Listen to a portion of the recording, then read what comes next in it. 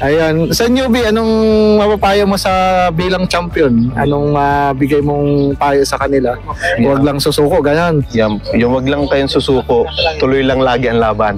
Ayun. Ano pa ba ang ating ano? Ayun, sa iyo, anong mapapayo mo sa mga newbie o mga bagong magkakalapat? Huwag kayong sumuko kahit kayo gulong.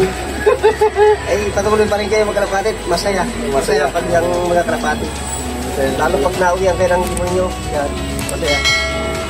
Ayun. Ano pa bang ating as newbie press, as newbie. Yun sinasabi natin newbie kasi start pa lang. Ano yung natutunan mo? Pwede mong i-share doon sa mga newbie din na papasok sa ganitong laro. Para sa akin ay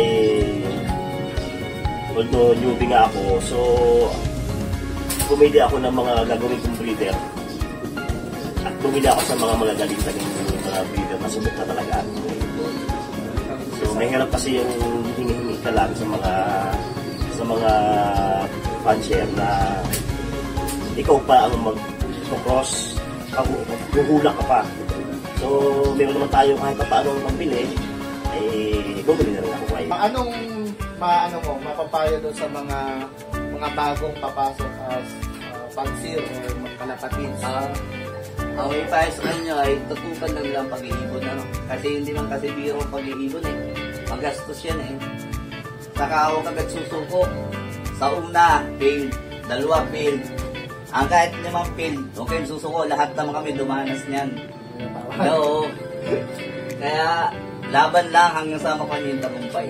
Tutukan ng pag-iibon. Hindi kasi basta ngayon ang karera din sa atin. Ano yung maipapayo mo sa newbie sa papasok, yung mga gustong pumasok sa larangan ng pagkakalapati o pag-race ng kalapati?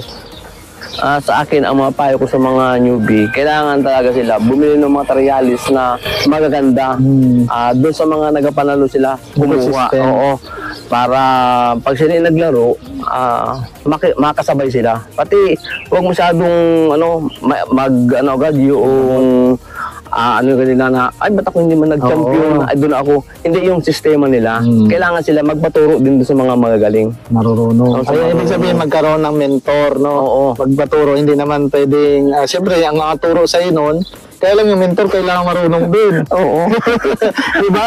Kailangan, nananalo din yung mentor mo. Ayun. Yung iba naman, naturoan ko, katulad nila Sir Dan, nila Ate Ryan, nila Maya, yung mga yan talagang, yung mo sila halos nananalo rin. Halos nananalo. Ibig sabihin, kailangan din talaga ng mentor para ma-guide ka doon sa pinasok mo na hobby o larangan. Yung iba namang mga newbie, pag natalo na, ayaw na. O magkukit na. Oo, magkikit sila. Kasi hindi meron kasing uso lang, no? Oo, ayaw ko talagang parang may balahibo-lahat ang laro sa mga medyo tagal na kasi si West Chris talaga. Nananalo talaga. Makikita niyo mamaya yung kasubaybayan ko rin ng nito. Kumuha na rin ako ng champion hanggang 2022. Tuloy-tuloy yun. Kasama. Ayun, sa ngayon, ano yung pwede mong i-advise sa mga newbie o yung mga bagong magkakalapati? Siguro, yun nga, pagkabaguhan talagang medyo lang talaga. Wala akong pero mas maganda, humble lang sila. Humble lang. Oo. Tapos nga, wag masyad, porket nanalo ng mayabang na, puling-puling lang. Pero mas maganda, maraming kaibigan. Tapos ibon nila yung condition nila. Lalo na pagdating ng derby race, final lap. Yan. Ayun, may advice ka ba sa mga papasok katulad ni Boss Sheldon? Bumalik na. Ay, laglag. Sorry. Hindi na kailangan advice yan. Bakit? Ay, magaling na yan eh. Hindi, sa mga newbie, anong advice mo sa pagpasok sa pagkakalapate? Di natural lang talagang gumulong ng gumulong. Ay di pag gumayaw, di ikaw ang talo. Ibig sabihin walang kayawan. Hindi. Kung hindi mo na kaya, di... Ayaw muna, pahinga muna. Tapos balik ulit. Yung laylo muna. Pag naka-recover na, pwede no. Katulad kami, yun lang ulit kami bumalik. siguro, ano lang si Sheldon, nanala ko ng konti kay Sheldon. Kasi ngayon lang ulit kami naglaro eh. Yung shoutout kay Boss Sheldon, Oo. pagbabalik ng lawin. Ano papayo mo sa newbie? Kasi nga, hindi ka na masyadong newbie, 3 years to 4 years ka na rin naman. Ano yung masasabi mo or mabibigay mo ng payo doon sa mga papasok doon sa larangan ng pag-iibon? Yung kumuha na lang po ng ibon sa kakilalang umuwi naman po yung ibon. Umuwi. Ikaw na lang po yung mag-a-adjust sa mga conditioning at yung Sa sistema. Opo, sa sistema. Ayun.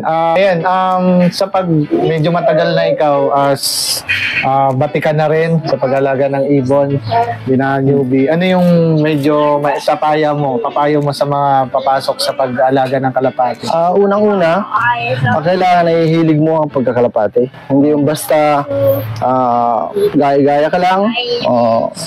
Gusto mo lang maki-join para maging in ka dun sa realidad ng pag-iibon. Payo ko lang sa kanila din na kailangan dama mo ang naramdaman ng ibon, kung anong kakulangan sa kanya. Kung siya ilalaban mo na o ikakarera mo na. Ayan. Ano yung may papayo mo doon sa ayun nga, kailangan ng vitamin sa pula-puti, sa training.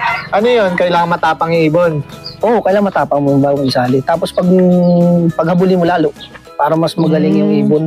Kailangan Matapang na, habol pa, talagang mababa agad. talagang asibatang ka. Talagang sabi nga nandyan na. Nandiyan ang pera na. Sirit na. Kung saan nandiyan na. Kwarta na, sabi nga lang, kwarta na. Kwarta na. Kwarta na daw. Ayan, ngayon sa ilan yung panlaro mo? Bali ko yan. 5. Isang MPSI, tapos 4 MSB na.